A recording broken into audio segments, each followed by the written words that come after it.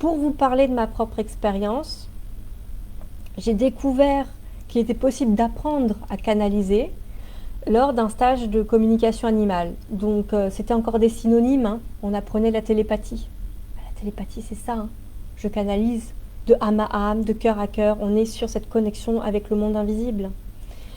Et j'ai découvert qu'on pouvait l'apprendre. Alors j'ai fait ce stage, j'ai vu que ça fonctionnait, mais après de là être autonome, ça suffisait pas d'avoir un stage de quelques jours. Donc j'ai pratiqué par moi-même. Au bout de 3 à 4 mois, j'étais autonome. Et j'étais toute seule, j'avais pas de supervision, je me suis débrouillée toute seule. En 3 à 4 mois, ça c'est incroyable. C'était voilà. Donc pour dire que la pratique, et la pratique n'est pas un labeur, c'est pas fastidieux, c'est pas douloureux, c'est juste sympa. Voilà, on se connecte, on pratique la canalisation.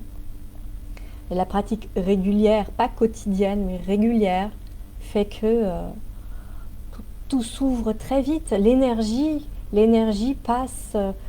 L'énergie n'a pas besoin de tellement de temps pour se frayer un chemin. Elle passe partout. Donc à partir du moment où on pratique, on libère, on ouvre. Et ça passe, ça passe, ça passe. Finalement, le plus difficile et le plus long, c'est de se faire confiance. Recevoir le message, c'est pas ça le plus long. Et c'est pas ça le plus difficile. C'est de croire en ce qu'on reçoit. C'est ça qui demande souvent le plus de temps. Parce que l'information là, mais on continue à aller dans le sens opposé parce qu'on ne veut pas y croire et on met encore en doute.